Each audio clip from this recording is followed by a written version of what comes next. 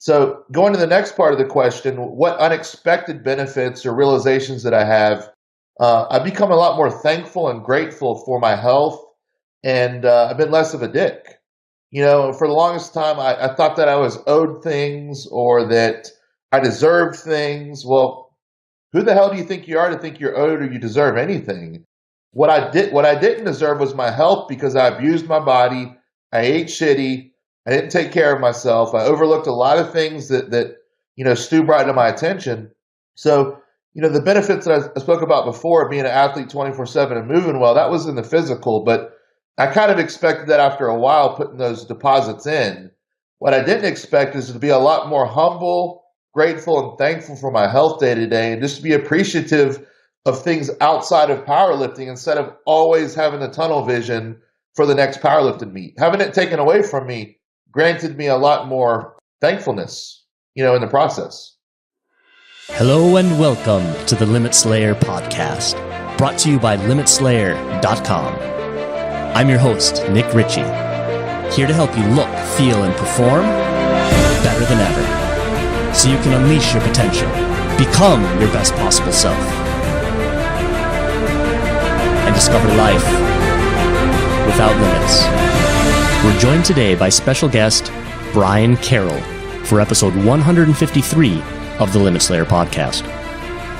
Brian is a world champion powerlifter who went from daily debilitating back pain with 2 crushed vertebrae to pain-free living and squatting over 1,100 pounds in competition. In the last episode, you heard how a 90-year-old woman got her life back, how over-reliance on MRIs can do more harm than good, how to make the most of mindset, ego, and luck, the one thing you can't do alone, and how to get your back strong and pain-free for life.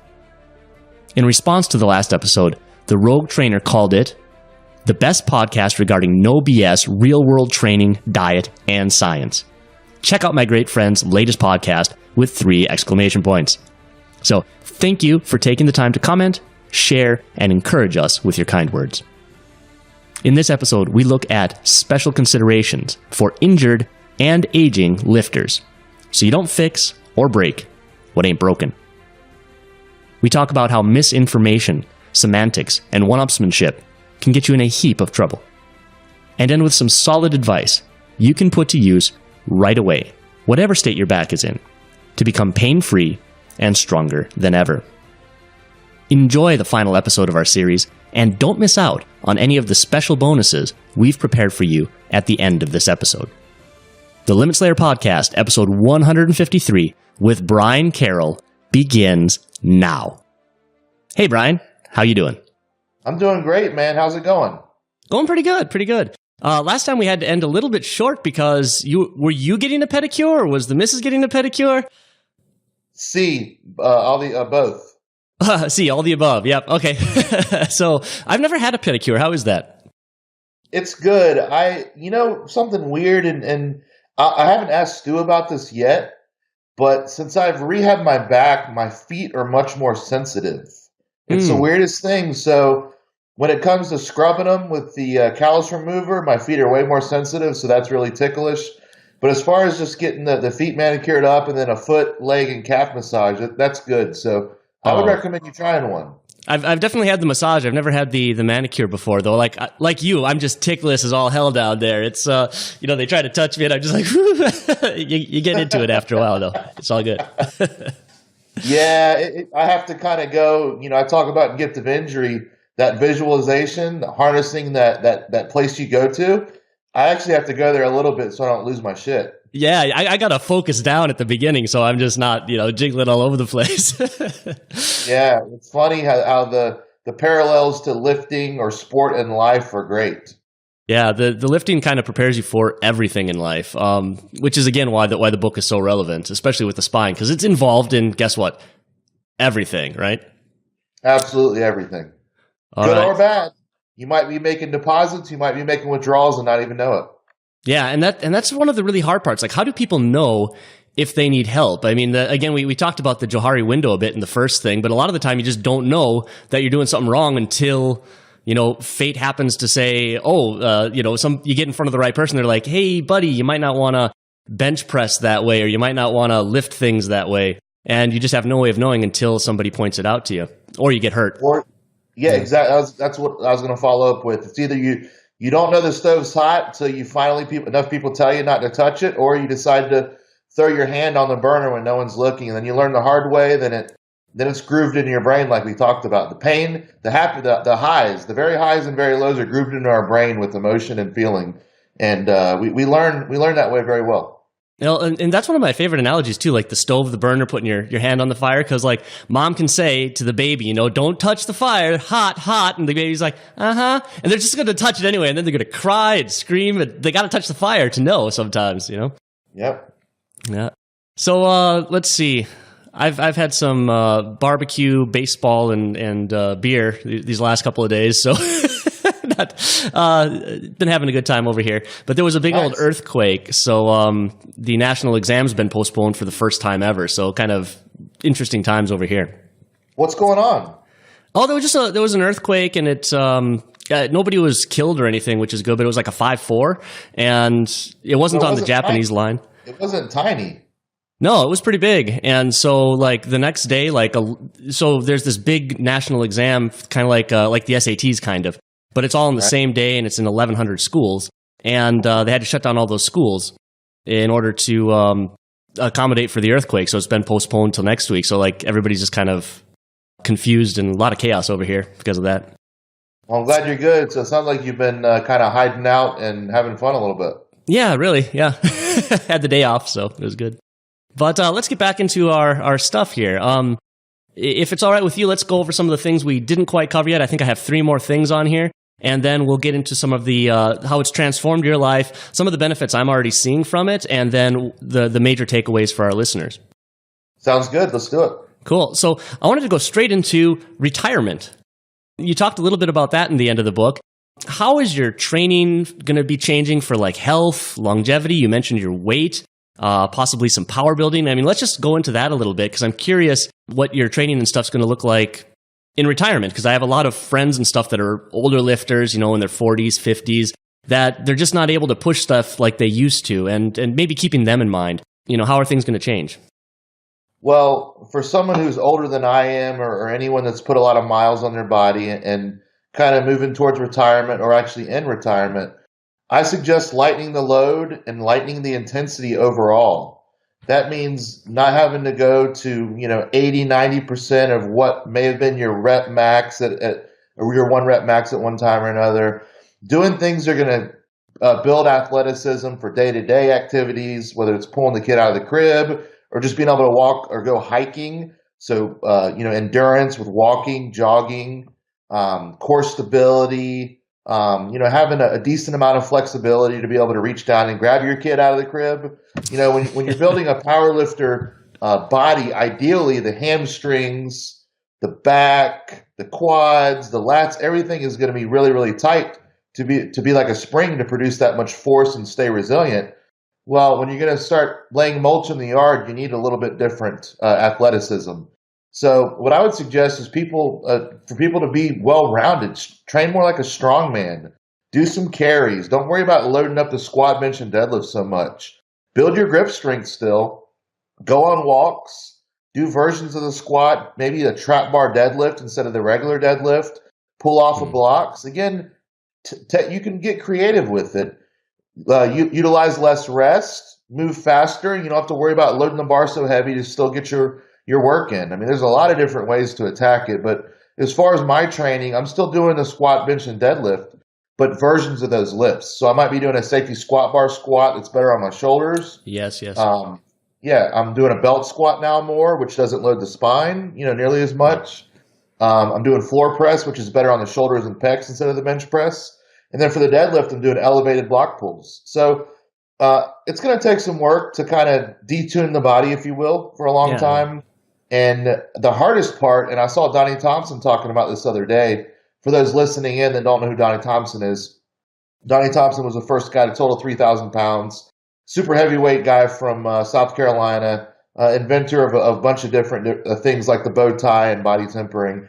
And he isn't paying me to say that, but it's just something that he's kind of known for now since he's retired. But he said the other day, the hardest part about all this retirement and training is getting his body weight from 390 or 400 pounds down to 300 pounds. Yeah. So it's going to take time. What's going to happen? I'm going to have to exercise more, be more active, and do what? Eat less. It's going to start with the basics. Then we can get really cute with the fine-tuned diet. Right. And that's a really tough combination for the retired athletes and so forth too, is because you're used to eating so much for competition and having such heavy training loads. I mean, you're burning through calories, and then when you decrease the activity, and then you've got 10 years of competitive eating basically behind you, it's really hard to switch that off.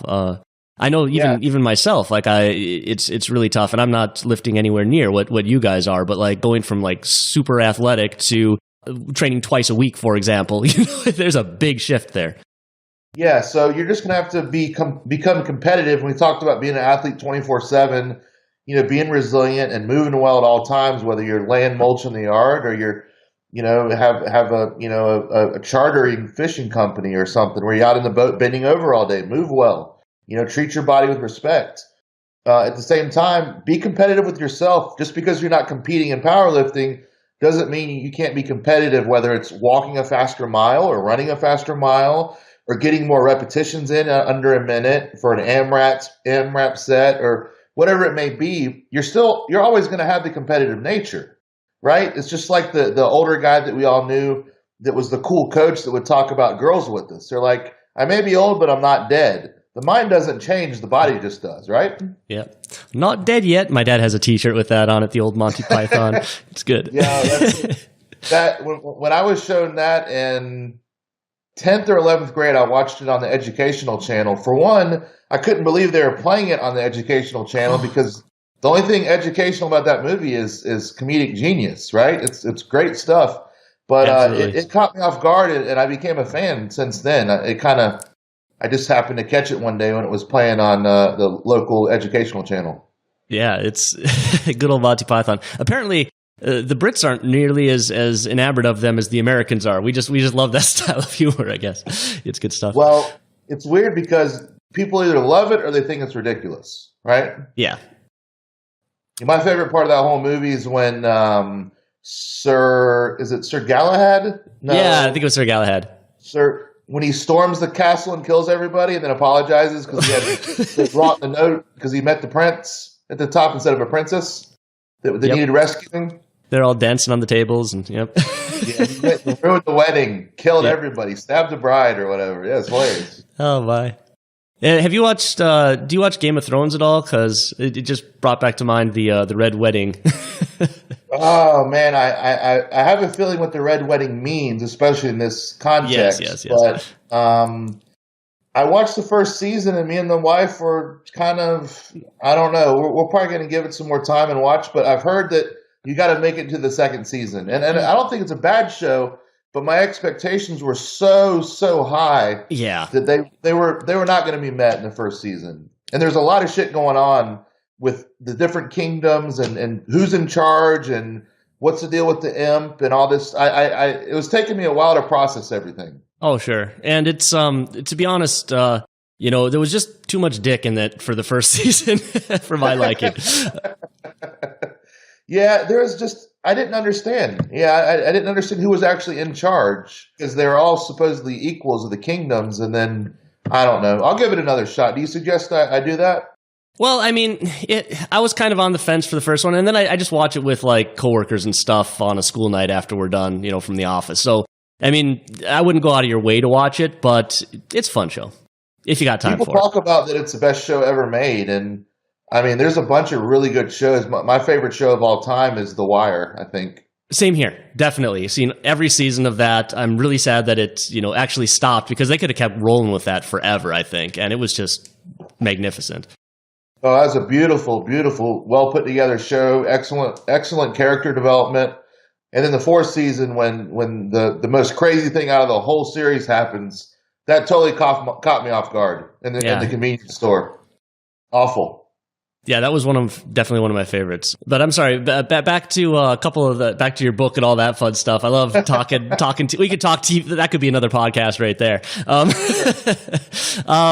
When it comes to, so you talked a little bit about retirement, health, longevity, how you change your weight selections. I thought it was great how you addressed each one of the lifts as well. So you're using like the squat belt. I've never used one of those. I've always wanted to try it because I just feel that it would be really good for, like you mentioned, longevity there, not loading the spine as much.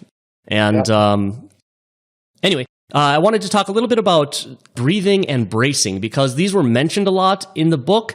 And you can kind of talk about it or read about it, but I think it's one of those things where you want to kind of see a video about it that really kind of shows how it's working. Do you have any go-to resources for that by chance? There's a couple videos that Stu and I did together about bracing and creating stiffness, but to summarize it without having someone in front of me, having them push out laterally into their abdominals. So there's one mistake people make, and that's sucking their gut in. Right? That's one. You don't want to suck it in. That's Paul Check, isn't it? Sucking that belly button. Yes. You don't want to do that. Nope. The second thing you don't want to do is make your belly just huge. You want to make it stiff as if you're trying to push it out laterally, right? Yep. So as far as breathing goes, there's a lot of different opinions on this. Some people like to get a big gulp of air and hold it, for a 1 rep max. Some people like to get a medium gulp of air and then sip it in and kind of hiss some out, sip some in, and get just the amount to, I think McGill says 70% of lung capacity or something like that. And that's what I go with because every lift is going to be a little different. I might have more air than I expected and I only need a little bit of a sip in the start of a lift or at the bottom if it's a deadlift. Whereas sometimes I don't have enough air and I have to sip a little bit more. And so it just depends. For the squat, it's generally a nice medium breath and then a couple sips and then I hip hinge and go. Okay. I think I might link to a couple videos for that then. I think Chris Duffin has one that's pretty good about how to do the breathing. And that's great. Yeah. And watching, when you talk about the pressure breaths, I think Mike Toucher is really good at, you can see that in some of his training videos where he gets all breathed in and then that kind of thing going on. Mike and Chris are two people that are smarter than I am, and they can break down the technical aspects of it very well. Okay. Yeah, it's I was just curious if you had any favorite videos on that because I think you did an excellent job of describing it. I think the book does a good job, but it's one of those few things where you just kind of have to have a video, I think, to really get your mind around it. Yeah, and then the abdominal brace, Stu does a really good job describing it in section 2, and he actually is doing the demo of the Okinawan strength, the pecs down, the lifter's wedge standing there, being stiff with the handshake. That part, and the arrows show the abdominals pushing out laterally, and but as far as the video, a video would really help. And I'm sure there's a video of Stu doing, like you said, the Okinawan brace or whatever. I'm sure there's a video for that. I'll see if I can dig that up. So Stu's, perfect. I think he calls it like the horse stance or something.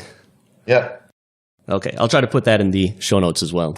Okay, so that's breathing and bracing because that's just it's obviously it's fundamental to how we're doing all this spine stuff, making sure that people can get into that position and do the lifter's wedge and so forth. So and it all starts with rooting into the floor. That toe grip that we illustrate so well in the book. That was excellent.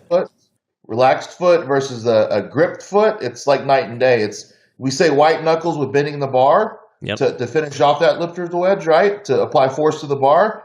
But it starts by rooting into the floor and actually gripping. And we say white knuckles when bending the bar. Those feet are white too when they're gripping the floor correctly. Yeah, and I believe, and that's so important, getting that proper grip. And I think I saw first maybe Pavel talking about that back in a good old Beyond Bodybuilding or something. He had like some videos with that as well and talking about the floor grip. But you guys do such an excellent job of talking about the different points and how you screw it in and get that tightness. And that's fundamental to every standing movement because like I believe the calves pretty much fire first in everything you do pretty much. So getting that stiffness down there is key. Yeah, Pavel's great. Pavel and Stu go ways back. Yeah. And they both learned a lot from each other. And we cite him a bunch in the book as well. Pavel's a great mind. Yeah. I wanted to go, now we've kind of covered everything that I had for my big questions. A couple little off-topic fun things other than Game of Thrones. First off, on page 74, it was kind of like an Easter egg or something, I thought. There's this, you're talking about facial expressions and neural drive, and then boom, I think that's you staring down a gorilla, right? Like through the glass. Yes. That was great. Yeah, so we were at the Omaha Zoo in 2008. I just competed at Nationals, hit my first 2,500-pound total, and I was lifting at 242. So we had an extra day in Omaha. We said, what do we want to do? Well, here the zoo's pretty cool, so we went down, went to the zoo, and they had a nice gorilla pit, and I'd never been to a gorilla pit before because the one here in Jacksonville was under renovation forever, and I quit going to be honest, I quit going to the zoo when I was in elementary school here. So we went to the zoo, and I see the gorillas, and I see how much they weigh. You know, the smaller one's 250, the medium-sized one's 350 pounds, and the largest one's 550 pounds, right? Oh, they're beautiful, aren't they? I start staring one of them down from across the way, and that one comes over and stares me down, and the bigger one, which he was the smaller of the three, I believe, the smallest of the three, the one I pissed off come running over at me full speed and come and slammed against the glass. Wow. about made me wet myself. And I took off running, of course. But that was one of my prouder moments of that day. The stare, not me running. Yes.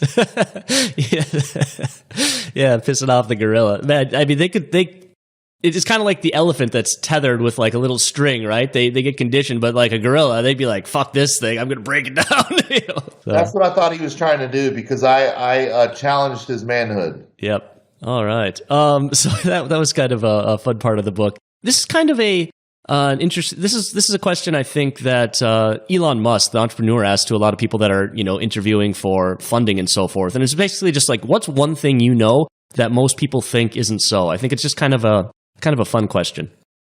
What is one thing that I know to be true that most people do not believe in? Yes. That's a good question, man. You didn't let me prepare for that. I am terribly sorry. Should we come back to that in maybe a minute? No, I'm stalling. So one thing that I think is still heavily debated, and that's overtraining. Overtraining and deloads being necessary. So I'm glad you asked that question.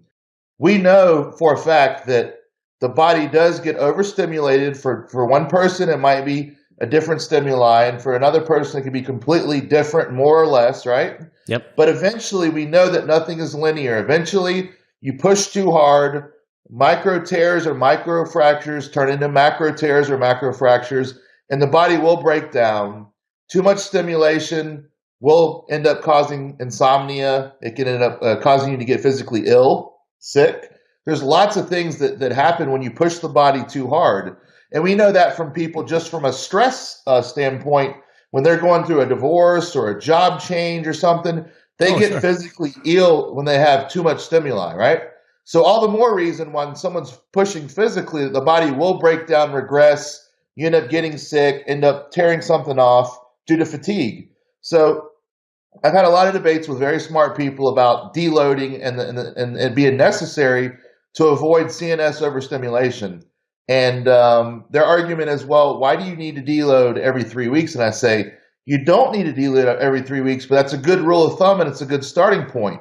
Yep. Some people can go 5 and 6 weeks without a deload fine until something breaks off, until they have to scale it back to every fourth or fifth week or third or fourth week.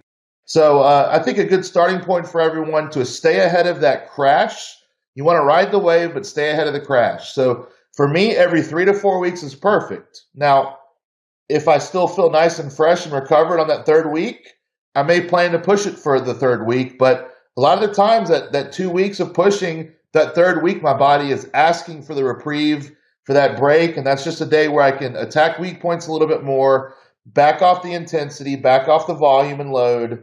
And I can sharpen my mental preparation, my form, and I can use that because we all know that you're not going to sharpen your form when you're handling 7, 80, and 90% of your best. Oh, definitely. And that's something, yeah, I know there's definitely people out there that say don't do it, but I think you end up getting into like the so-called natural deload, like without even thinking about it. It's the same thing with diet. If you end up restricting your calories consciously, you end up moving less unconsciously. You can go around, you can track people's movements and so forth. I think your body just naturally, just people who don't believe in it, well, I think there's still definitely some kind of compensation or the natural deload or life comes up or something. But I think just having a smarter approach, like, look, my body's going to need to recover. let's let it do that every 3 to 4 weeks, stay healthy, keep getting stronger. You're definitely right on the right mindset, and I've definitely screwed that one up far too many times, and it's gotten me injured and stalled my gains and all that fun stuff for years added together. It's just ridiculous. So, take it from, both of us, from everyone pretty much that I think knows what they're doing. Yeah, it's one of those things that eventually it catches up with everybody, and a lot of people like to play the semantics game. There's no such thing as overtraining. It's only under recovery. And okay, fine. If you want to just say you won the argument by me meeting you in the middle there, that's fine with me too. You're under recovered because you're training too hard.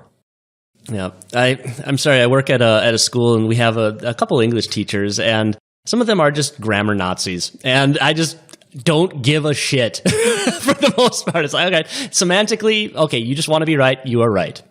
Congratulations. Man, you know what? We can go down one of these rabbit holes too of these side topics, but real quick, people think that powerlifting and bodybuilding forums are nasty. Have you read some of the Reddit threads on grammar or punctuation or any of that stuff? Those people are absolutely cutthroat, and they're talking about whether an apostrophe applies or not. Yeah. It's like we're talking apostrophes, and let's write out pages and pages of semantics, which the funny thing about languages is also that they evolve. They may have a perfectly coherent and good argument that in 10 years no longer applies. It's like, oh, yes, you're right today. Yeah. As a writer, that's very frustrating because you ask two people that are equally established in writing or academically or whatever, and they'll have two different opinions, and they'll both be kind of right. So it's like, what do you use? You know? Well, and it comes to writing for the web and so forth too, or writing sales copy. It depends on who you are writing for and what your goal is. An academic paper, I mean, I used to write excellent academic essays, and that writing is no good for copywriting if you're trying to sell stuff. I'm getting better at the whole sales bit, but I used to be the world's worst salesman. Like, I'd be like, so it kind of makes sense for you to want this, right? Yeah. No, okay, that's fine. How about I buy it for you? Like Chris was we were just like the worst because he was like, so, there's all these people that are just incredibly affluent, and he's giving them his book for free at the spa and stuff because, he couldn't sell himself, and it's too bad because you need to know how to sell yourself in this world and realize that it's not about, I win, you lose. It's about, look, this is what you really need. And yes, I spent, like you spent a couple years writing this book, putting your condensed knowledge of years for something that costs less than a personal training session. Why, as a collaboration with Dr. Stuart McGill, who's been fixing backs for 30 years, it's like for $40, if you have any back pain, why is this not the first thing you're fucking going to? It's crazy, and it's full color. It's full color, and it's a good, obviously I'm biased, but it's a high quality production. It's not something we put together at the local Kinko's. It's a legit book, full color, and we're very proud of it. But it is funny about the whole grammar thing, man, because I have a friend that is working on his PhD, and he has to tailor his punctuation and his grammar depending on his professor at the time. Each class has to change it. Yeah, it's just pandering to the professor. I had one prof I didn't like in uni that it was writing to convince, inform, and persuade. And I was in her boss's class, and she'd flunked me on this thing. And I was like, this is a damn good essay. I'm acing this other guy's class. I'm the top student. And I talked to him about her because I'm just because she was being a douche. And so he ends up talking to her, and I end up getting an A on my paper, and we have no more problems. And it's silly. 180-degree change in your grade? Yeah, because I was writing good essays. But she just personally didn't like me because, well, I was kind of a prick. She was kind of an idiot, and we just didn't get along personally. So, of course, that reflected in my grade. And I know it now because I'm on the opposite end because kids are doing the same thing to me as a teacher. I'm a teacher for 2 more months here. So, karma, right? Comes back at you. It does. Oh, it does. That's well put. Yeah. Let's see. I wanted to ask quickly, another thing you mentioned was Rhea's, you got Rhea into powerlifting meet. And how did that go for her? It went well. She did one last October, and she grew up running track. She grew up with more of an athletic slash bikini build, more than like a power lifter, big joint build. Mm-hmm. And she still pulled a 330 deadlift in a belt at 148. Nice. And that only meet she did. So more than double body weight for her first meet. And we've been training. She's been deadlifting for the last 10 years with me, but she wanted to do one with me before it was all said and done. And she totaled 710, 235 squat and reps, a 145 bench, and a 330 dead. Awesome. Well, props to her. That's awesome that she's out there supporting you and getting into it a little bit as well. And yeah, it's really cool. And you lift with your missus and I lift with my missus. I didn't push her into it. We were married for like 5 years before she started training with me, but now it's a really nice thing we look forward to, each week, training together a couple times. That's a very tight rope that you have to walk when you train a spouse. Definitely. Because, you can, other factors can influence the mood of training and programming and that kind of stuff. And you can start getting your feelings hurt and people getting mad and frustrated. And obviously you're hardest on the ones you love. So it's difficult at times. Oh, that's another good point. That could be another rabbit hole right there, just about how we're the hardest on the ones we love. Like I am scathing sometimes to the people I love, which is terrible. But at the same time, it's like, look, you're going down this you're going down a rabbit hole and trying to pull you out here. You just don't go down that one. But we don't say that to strangers. To strangers, it's like, oh, you got some fluffy foo-foo bullshit in your head. Good for you. Yeah, the stranger you'll let slide, offend you, say some ridiculous stuff to you and let it go. Meanwhile, You're in the kitchen and your wife says something like even just moderately potentially taken wrong, and then you bite her head off. Whereas a stranger, you shake their hand and walk away. Yeah, exactly. I also wanted to bring up, I just saw this video while I was in our intervening weeks with Dave Tate in 2012. You were talking a little bit about life balance. So we're kind of getting meta here, but you were talking about life balance and relationships. And I know he's talked about kind of the all or nothing mindset. I think you talked about it a bit there as well and finding a bit more balance. And I definitely know how if I focus in on one thing, like that's the only thing in my life for a while. And you got to be mindful of not letting that switch be on for too long, because everything else kind of goes by the wayside, and that cannot be year round. Yeah. So that video that I did in 2012 talked about having an off and on switch. Basically, you need to have some downtime. Now, people debate balance. No such thing as balance. Kind of balance. Yeah. Not really. I see it both ways. I'm incredibly unbalanced when I'm pushing towards something, whether it be a meet, a book, or a certain goal, right? The only way I'm able to keep the ship from sinking is when that is not going on, my attention is focused mostly on something else to try to make up for that lost time. Let me give you a powerlifting analogy. So in the off season right now, I have a bunch of different things that I'm taking care of that I would not be doing if I were prepping for a meet. I'm spending more time with the wife. I'm more available for travel. We're doing the things that I wouldn't be doing otherwise. I'm getting some medical procedures done. I'm having my wisdom teeth taken out. Remember I told you that's why I couldn't do tomorrow night. I'm going to have my wisdom teeth pulled tomorrow morning. Good luck with that, by the way. What's that? I said good luck with that, by the way. My missus just had hers out, so it's... Yeah, and I'm 36. Yeah. I don't know why the hell I have them. That's ridiculous. It's one of those things that I wouldn't be doing that 2 weeks out from a meet. So I take the things that, obviously I need to get done but aren't emergency or have to be done right then, and I do them in the off season, traveling, spending time, eating the foods that I want to eat. But when I'm focused in on a goal, that goal is my number one priority within reason. So you have to have that person you're with, you have to give them an out, whether it's the NFL person, the NFL athlete that has the 16-week season or whatever it is they're playing now, plus preseason, plus the playoffs. Well, when you're done in February, hopefully your season ends in February if you're a Super Bowl champion or whatever.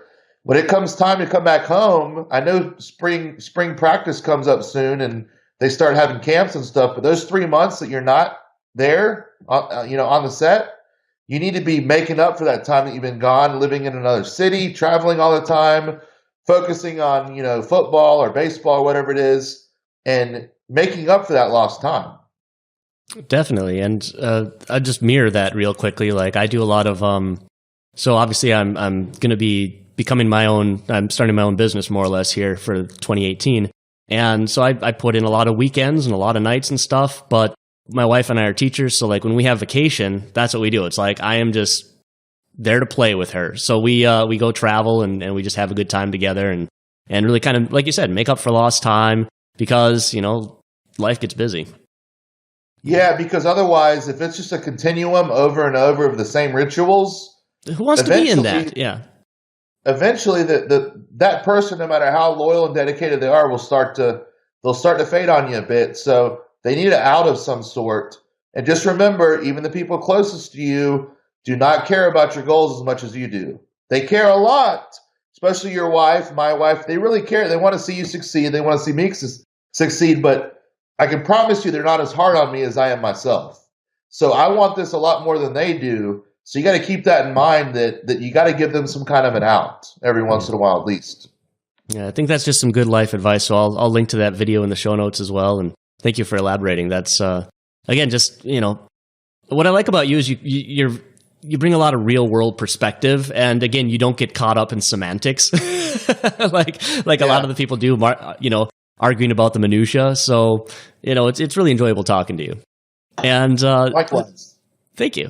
And also, the next thing is also kind of, this wasn't on the mind map, but I was thinking, do you have like a bucket list, like physically and professionally, like things you'd like to do? Yeah, one of them is I want to be on Joe Rogan's podcast. Oh, lovely. Okay, like up there. Do you know Neil deGrasse Tyson? Yes. Yes.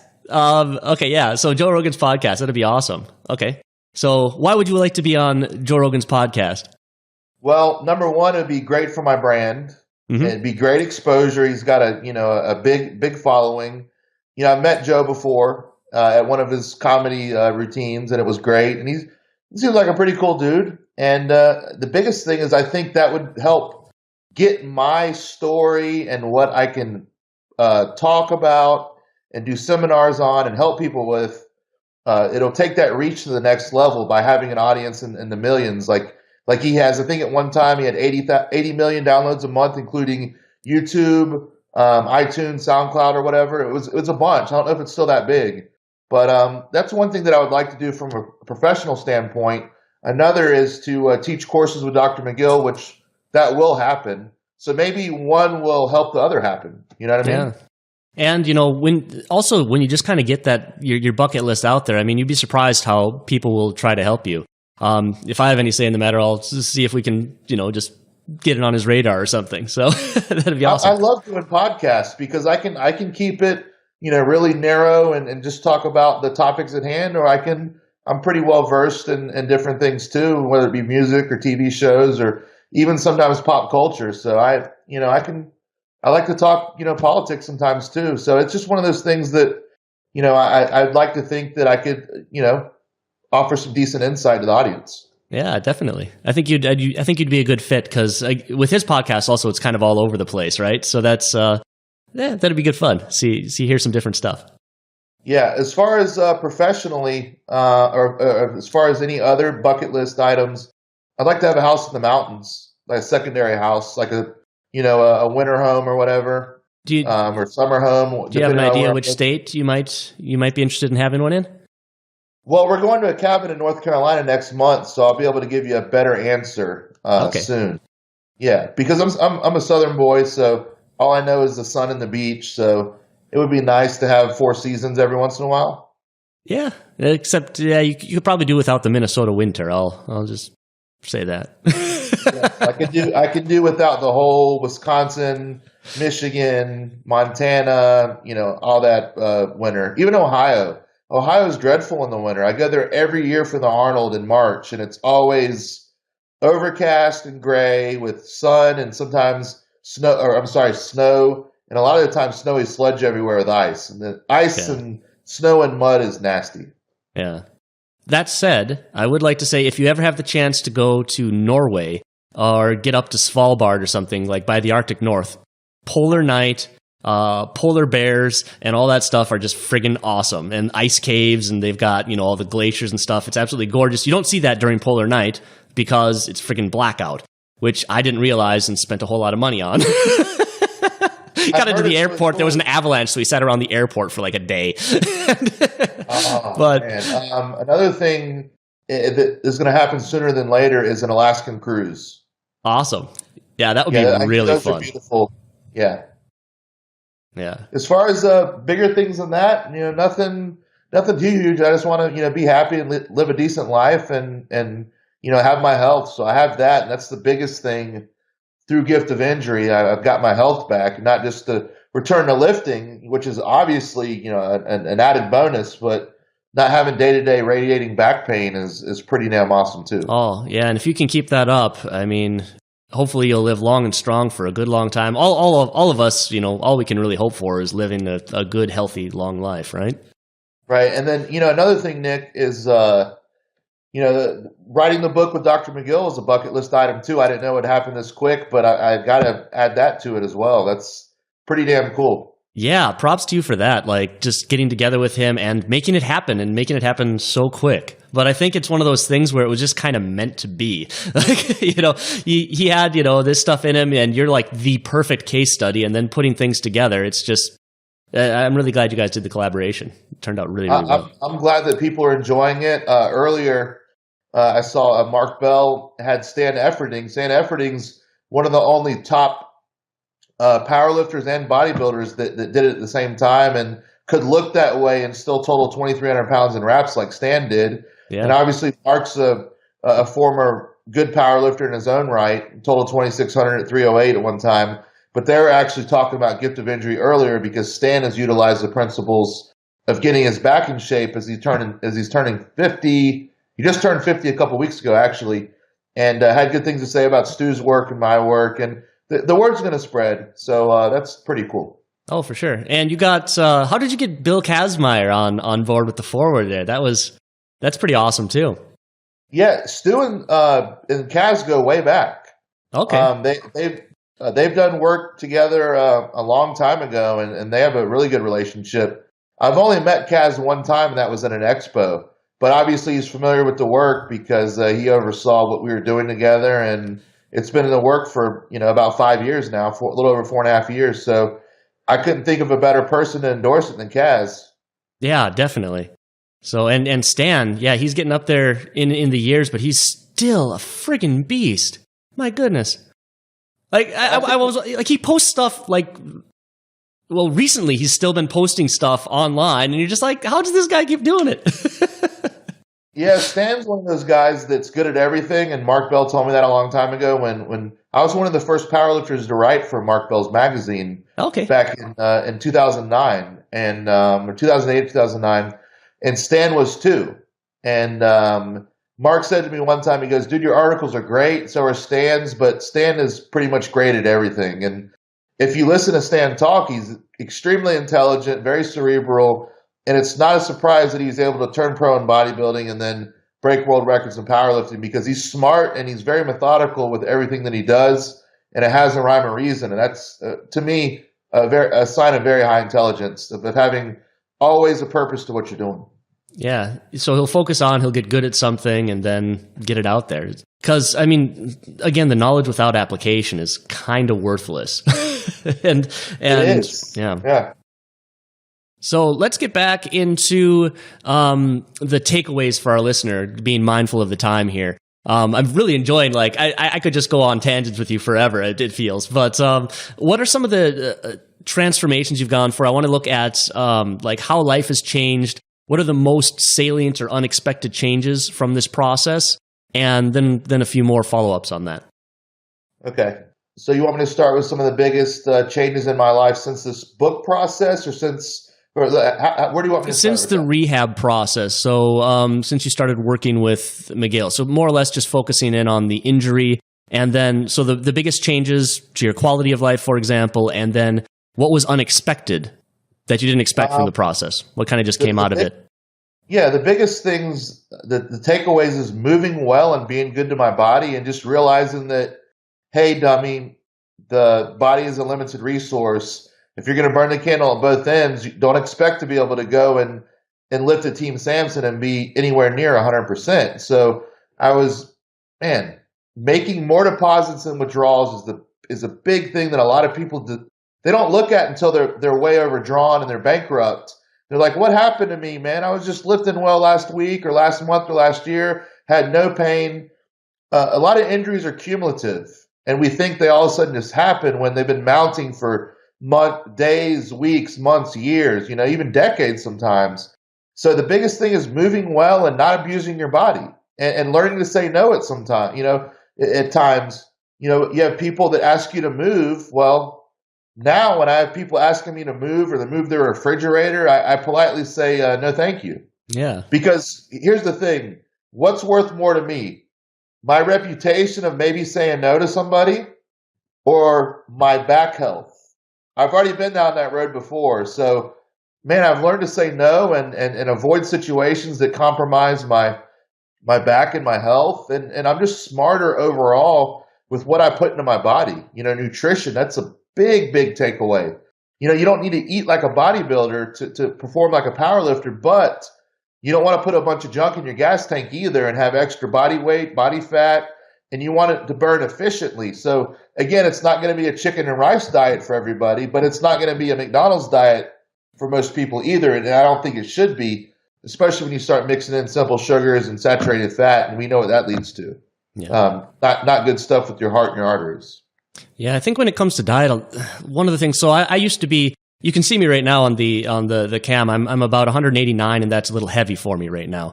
But I used to be 250 pounds, and that was like pure fat. I was not athletic. I played video games. I used to be friggin' huge. And when it comes down to it, it's really just eat really well most of the time, and then when you're not going to, fucking enjoy it, but pick your battles. And like, once the apple pie stops tasting good, don't have 5 more pieces of it. But really picking your battles and then just, kind of realizing, okay, now's a good time to stop. And, that's all there is to it there. That's a good point. And we're not going to say that, hey, there's no time off. You got to push forever. You can't ever eat junk food. Well, have your junk food at times that are a little bit more better planned. Like after a training session when your weight's on point, right? Not when you're already overweight for the training cycle and you decide to eat it because you're stressing. Like, be very strategic with the times that you cheat or you do the things that may or may not be so good for your body. You need to always pick your battles and decide if the juice is worth the squeeze and everything that you do. So going to the next part of the question, what unexpected benefits or realizations that I have, I've become a lot more thankful and grateful for my health, and I've been less of a dick. For the longest time, I thought that I was owed things or that I deserved things. Well, who the hell do you think you are to think you're owed or you deserve anything? What I didn't deserve was my health because I abused my body. I ate shitty. I didn't take care of myself. I overlooked a lot of things that Stu brought to my attention. So, the benefits that I spoke about before, being an athlete 24/7 and moving well, that was in the physical, but I kind of expected that after a while putting those deposits in. What I didn't expect is to be a lot more humble, grateful, and thankful for my health day to day, and just to be appreciative of things outside of powerlifting instead of always having the tunnel vision for the next powerlifting meet. Having it taken away from me granted me a lot more thankfulness, in the process. And that's one of the things that's really interesting. Like when it comes to thankfulness, it's, if some people just aren't, if they're not grateful for anything, like one of the easiest ways to be happy is to just find things to be thankful for. And obviously when you've had them taken away, then you realize it more when you're missing them. But one of the big things in positive psychology is like keeping a gratitude log. Just one of the things I do with the missus, or try to do with the missus every night before bed, is just share 3 things, that I'm grateful for, that, we enjoyed together for the day, or that I appreciated about her, or something like that. And it's a simple little exercise, but it gets your head in the right place, makes you feel good. And just mirroring what you said, you're not entitled to shit. And like when you're a kid, you feel entitled to the world because kids are inherently selfish. That's just what they are. But like a lot of adults, they don't grow out of that until they've had a whole lot of difficulty that they've had to overcome. And some people never grow out of it. And they're just, 60-year-old entitled bastard and nobody wants to talk to them. Yeah, the same kid that says mine and snatches his toy back. Yeah. When we see a lot of adults like that too, and they think that they're just entitled to whatever, and they're still snatching their toy back or whatever it may be. 30 years later, and that's the person that most people don't want to be around because they're selfish and self-consumed with only their needs, So I'm thankful that I've learned through the school of hard knocks, a lot of just slowing things down and being grateful for what you have and understanding that no, things aren't perfect, but they're a lot better than they were or they could have been. So that's like my mantra now. Yeah. Well, that's a damn good mantra to have. In hindsight, I wanted to go to, we kind of went into advice maybe towards your younger self, maybe being more grateful, stuff like that. Is there any other advice that you'd give to your younger self? Not pushing it so hard. We've covered a lot of this, but is there anything we haven't covered that we've missed on the radar? Well, even the last couple of years, I've had problems with not being patient with the process, whether it be writing a book or a PR and training. And I would sometimes some things would kind of shake loose with my discipline at times. So maybe my training would be perfect, maybe my diet would be perfect, but I would skip my vitamins and supplements every once in a while. Or maybe those three components were good, but my sleep sucked. Or I had other drama and stress in my life that was self-inflicted. There would be 5 moving pieces and only 3 at a time would be just right. So I wasn't always controlling what I was controlling, what I should control or what was controllable. And I'd be juggling like you kind of led on to there, having everything right, but not always at the right time because I would be undisciplined sometimes and be impatient. So, man, that's huge. It's huge for me realizing that in the last little bit of time that there's things that I've overlooked, even though at times I thought I knew everything. That's the damn thing about aging too. My dad says, I used to have all the answers when I was 16, and now I'm not so sure. Basically, I don't know is a good answer a lot of the time. Yeah, or it depends is kind of like the go-to, right? Yeah, well, okay, it depends. Let's get more specific. Then we need to get into semantics because, I'm giving you a lot of very broad questions, and you're like, well, what's the time frame? What's the context? And so I try not to talk too much because I want to give you a lot of time, but also you need to sometimes set up that context so that you can answer the question more easily. Yeah, I would definitely go back and tell younger Brian, be patient, be more disciplined, and understand that it's a 20-year game and not a 2-year game. Yeah. You mentioned in your book kind of like your not a 10-year vision, but like your future plan. You said maybe getting down to about 200 pounds. You also mentioned possibly a power building book coming out that you would be working with. Could you tell us a little bit about that? Yeah, so Tucker Loken, who's a bodybuilder, Danny Vega, who's power lifter. He ran a half marathon, and he's former college football athlete and just an overall great athlete. Us three are putting together a power building book, which is going to take components of powerlifting and bodybuilding and kind of meet in the middle where you will not be stage ready and you won't be powerlifting meet ready, but you're going to be somewhere in between because you'll look the part and you'll be able to lift the part. So that's what a lot of people want right now. They want to be able to, not be the person that's all show and no go, like some people say a lot of bodybuilders are. So we're putting together something that's going to be great for the average gym goer that doesn't want to specialize in one thing, but wants to look good and lift well. Okay. So it's going to be a hybrid approach to powerlifting and bodybuilding. Well, I'm kind of looking forward to that because right now I've been going through, I alternate hypertrophy and strength blocks. And basically, I'm not looking to compete anytime here soon again. I'd love to compete again in the future, but I need proper setup for that. I'm in South Korea. I don't have a really good gym where I don't have the implements and so forth. It's a pain in the ass. It's possible, but it's really, really tough. So just trying to look better, be strong, and increase work capacity. Really. So, you keep on increasing that work capacity, you keep getting stronger, looking better, that type of thing. So I'm really looking forward to that collaboration. Yeah, and we're going to also have some things for people with a limited assortment of implements or equipment.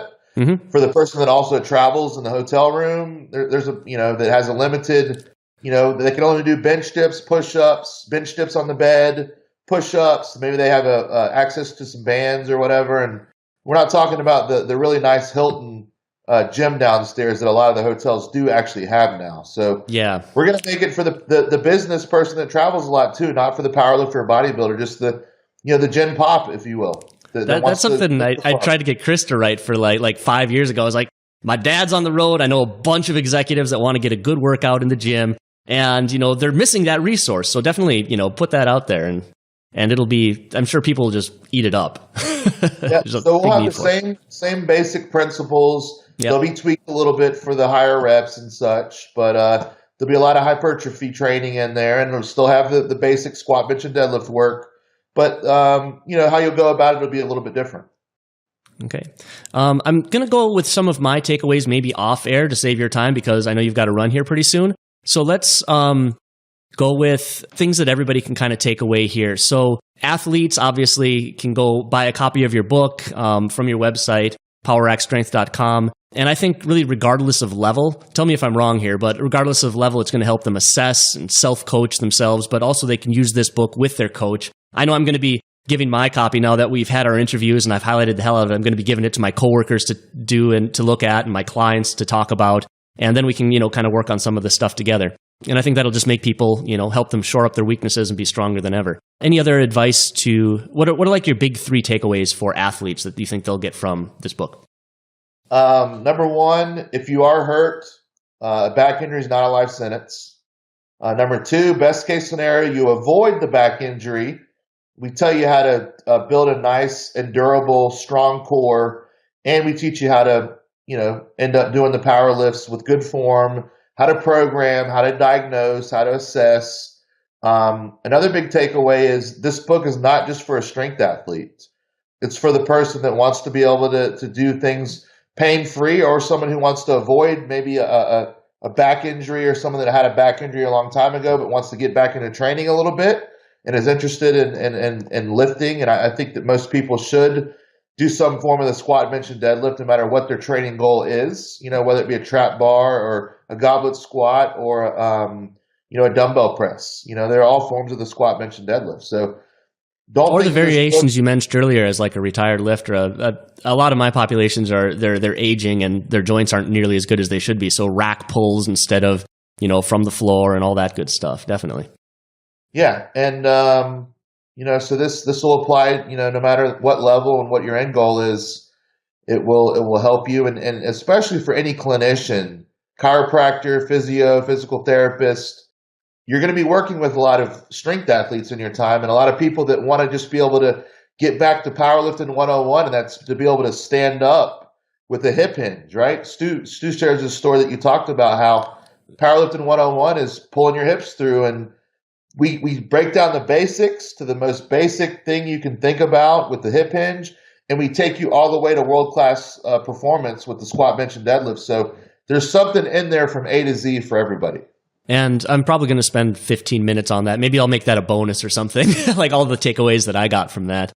So the McGill 3 that you talked about, learning the lifter's wedge, we had the 90-year-old story. I think that was back in episode 1. I also wanted to get kind of to when in doubt. So there's always kind of like the do-it-yourself, there's the done for you, and there's kind of the done with you approach. So again, tell me if I'm wrong here, but the do-it-yourself, I'm just going to kind of frame it and then throw it to you. So do-it-yourself, not too serious. If there's kind of no hurry, like you can always try to do things yourself, and then if you're not successful, you can get outside help. And that's usually, I only recommend that if like money's a real problem, right? Like you can always do things yourself and maybe take some pride in that, but like I know with weight loss, if I would have gotten a coach, it wouldn't have taken me fucking 12 years to figure it out. And that's just because I was a poor college kid and I didn't know any better, and I didn't know someone I could trust for that advice. But now, that was kind of like pre-internet as well. Like now it's just exploded. The internet's exploded with good advice and so forth. There's a lot of shit, but once you learn how to filter it, there's a lot of good out there. Right. So the done for you approach, I'd say, is more for like celebrities, pro athletes. People are managing their diets, their supplementations, and maybe keeping them in legal safe. It's like, my coach just gave me this thing I'm supposed to take, right? So obviously celebrities, pro athletes, but a lot of the time, the quick fix is not the best. If you want to do this, kind of enjoy these benefits for life, you got to make it your own. And then there's the done with you approach, which I think, tell me if I'm wrong, but I'm thinking like that's probably your recommendation. Get a good coach, work with somebody. And I know, just to quote you earlier, it said this adjustment was as much a mental as it was a physical, and it would involve a total 180-degree turn in my approach. And you were first talking about working with McGill there. So You have 3 articles on your website. I'll point people to those as well. Maybe you have more on coaching. I think those are all great resources. But what's the greatest value of a coach for our listeners? And then I'm cutting some stuff short so we can get you out of here. So what's the greatest value of a coach? And are you still accepting clients, or what kind of work are you looking to do with people if they want to get your help? Greatest value of the coach is to help you avoid the mistakes that they've either made or they've seen made over and over and over. And you hit it nail on the head with the 12 years of dropping the body weight. Like, get with an expert, find the best expert in their field, like I did with Stuart McGill, being the best back guy. And then listen, go in with an open mind, because there's a reason why you're going to that person, because you either did it yourself and messed it up worse, like I did. I tried to rehab myself and I messed myself up worse. Or you have no idea what to do. So why not go to the source? Unless money is a huge problem, then, get some books. But, coach is valuable with someone to keep you accountable too. Someone to point you in the right direction, guide you, push you, pull you back. And at the end of the day, they're like your accountability partner in a lot of ways. And if they're not pushing you and making you question some of the stuff that you're doing now, and for instance, they'll say, well, Brian, how come you do that? Always need to have a purpose for what you're doing. If you can't answer right away why you're doing what you're doing, then chances are that what you're doing might not be good for you. So always have a purpose for what you do, and that coach will help you, keep you accountable to that. And I think that's one of the biggest things with a coach. If a coach is always patting you on the back and saying, yeah, that works, or never giving you alternatives, yes, never giving you alternative suggestions for what you'd like to do, then chances are they're not paying you too much attention. I am accepting clients. I coach people from general population to athletes that may have hurt their back or had setbacks, or people that want to help avoid the back injury and have resilient strength for a long time. I talk with and Skype with and coach with those athletes as well. And the best way to get in contact with me is through poweractstrength.com. And we're getting ready to totally redo that website. So the search function for articles and everything is going to be much easier, and it's going to be a lot more up to date. So we're really looking forward to doing that here in the next month. So hopefully by the New Year's. Cool. I know Stu recently had his whole website redone. Is it going to be the same guys redoing yours? Nope, different guy. I thought about looking at him, but then the original guy that did my site sent me to someone that was even better than him, because Power Act Strength started off as only a place to sell books. It wasn't going to have any content or any of that stuff. So it's grown quite a bit. So it's not really in its best form right now for what I'm trying to do. So we're going to totally redo the whole thing and showcase a lot more of the coaches and the athletes, and articles organized better and the shop easier to find and the whole nine. So I'm really looking forward to that. Cool. Well, good luck with that. And so I just wanted to say, this is one of your book, The Gift of Injury, is one of the few books that I really recommend everyone read. I really wish I'd had this book when I was first starting out. And then you talk about the coaching thing. Like, one of the big things of coaching is, like, you talked about it, but for my engineering friends and stuff, there's this constant feedback loop, this constant self-correction, because the body changes faster than the mind. You have to keep on getting your mind ingrained in the right thinking processes and so forth. And if I would have had a coach, if I would have had this book and he's like, yo, read this book, go read Gift of Injury. And, I do all my highlighting and stuff. And he's like, all right, now go read it again. Tell me 3 things that you picked up this time that you didn't get from the first reading. All right, that would have been extremely helpful for me. So this is one of the books that I really recommend to everyone. Our connection's breaking up. You've got an appointment. Do we have time for the +1 equals and the -1 real quick here? Yes. Perfect. All right. So +1, who inspires you and who would you love to learn from? Ooh, there's a lot of people. I'd like to learn more from Pavel. Okay.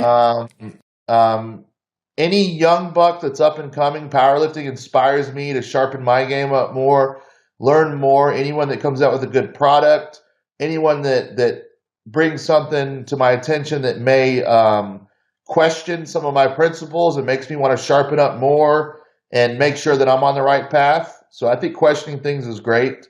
So Pavel's the one I'd like to learn from. I would like to spend more time up with Dr. Stuart McGill and work on more performance aspects. Obviously, Stu is someone I would like to spend time around Kaz too, because he's such a great deal of knowledge with everything he did in powerlifting and strongman. So those are three people that obviously I've worked with Stu extensively, but in person not as much as I'd like to. Only 4 or 5 times or so in person. Yeah. So those are the three that come to mind right away. Okay, great. And who would you like to? So that's who you'd kind of like to. Those are people you look up to and so forth. Who would you like to collaborate or work with? I know you've already got the power building book coming out. You've got a course coming out with Stu. Do you have any other seminars or anything that you're going to be doing here in the near future? And is there anybody else that you are just kind of thinking of collaborating with in the near future? Seminars, I have a couple planned. I'm going to be updating the website soon. I'll be all over the country in the next year, and maybe even out of the country in the UK and possibly Spain. Oh, cool. For a couple different seminars. Yeah, so the word's growing, which, like I mentioned Rogan earlier, that would really help spread the word, and doing great podcasts like yours really helps spread the word, a little bit at a time, new listeners, learning about Stu and I. I don't have any collaborations planned or any that I want to think about now until I get to finish power building. Stu and I get this book up and out and, holding its own with promotion. The power building book, and then I'm going to revisit cutting weight and do a second version of that. Okay. But I think some opportunities will present itself over the next couple years as more people read Gift of Injury and see what I'm about. I'm sure you're going to have a ton of options. So good luck with all that. And the last thing was, who is your ideal client that you want to work with? An online client that listens well, someone that trusts me. Most of them, all my clients are online. I have people come see me every once in a while, but I'm working on opening up my own facility that's not Team Samson, because that's Adam Drigger's gym that we've been training at for 14 or 15 years. I want my own facility where I can have, basically a lab there where I work with athletes, teach them proper form, teach them to move well, pull performance out of them, keep them from getting injured and the whole nine. So that's something in the near future that I'm really going to work on having, and I'm going to start small, and I'm really looking forward to doing that. But the ideal client is the one that trusts me, understands that I've been there, and that if I don't know the answer to their problem right away, I'm going to work with them to help get to the bottom of it and get them back on track, because that's likely why they hired me, because they've hit a roadblock or they're hurt. The worst client is the one that knows it all and doesn't want to listen, but wants to pay me to repeat back to them what they tell me. That's the worst one. And there's a lot of those, sadly. So. Yeah, and it stinks because a lot of the time they start off listening to you and rolling with you and parallel what you're trying to accomplish, mirroring it, if you will. But then after a while, they start getting loosey-goosey and they start adding things in. The worst one is when they add things in, they hurt themselves when they're getting out of injury, and then they want you to figure out further, how to get them pain-free again. That's very, very frustrating. That's the worst type of client. The one that does too much and then hurts themselves because they get ahead of themselves. They think they can handle this load. They're only supposed to go to 225 and they go to 455. They, hurt their disc again and they say, fix me. And I'm like, that's not how this works. Yeah. All right. Well, I think that's a good place to end up here. I'm going to close off the show, and good luck with your other meetings. Thank you again, Brian, for spending so much time with us. It was an absolute pleasure. Thank you so much for having me once again. Have me on anytime you need me. Let me know, and I'll be on. And thanks for letting me promote the Gift of Injury with Dr. McGill and myself, and it's been a great time. You've reached the end of episode 153 of the Limit Slayer podcast with Brian Carroll. For the next episode, I was contacted by the 4th largest running website in the world and asked if I would like to interview their CEO. So I read up on the guy, did my due diligence, and decided to give it a go. We got on Skype, hit record, and had a blast. Now, I stopped running about a decade ago after coughing up a shot glass of blood every morning for about a month, but that's a story for another day. Runner or not, I think you're going to find these episodes very interesting. That's next time. But before you go, don't forget to check out the show notes for this episode. We've got videos for you on breathing and bracing with Chris Duffin and Mike Toucher, videos on how to perform the McGill Big 3 with my old training partner, Muscle Russell, who I got to visit in London at the start of the new year, You can download a one-page cheat sheet for Gift of Injury with the most important takeaways, page numbers for key concepts, templates, resources, etc. Plus an activity sheet giving you 3 things you can start doing right now to get and keep your back strong and pain-free for life. Just visit limitslayer.com/Brian Carroll. That's BrianCarroll. Thanks again to Brian for writing an excellent book and coming on the Limit Slayer podcast to share it. The wisdom you're spreading has so much potential to improve lives. I want to get it into as many hands as possible.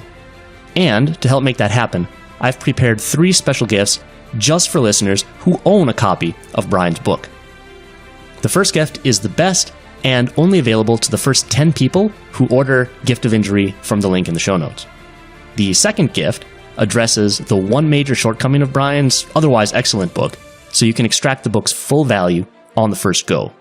And regardless of speed, it's available to everyone who owns a physical copy.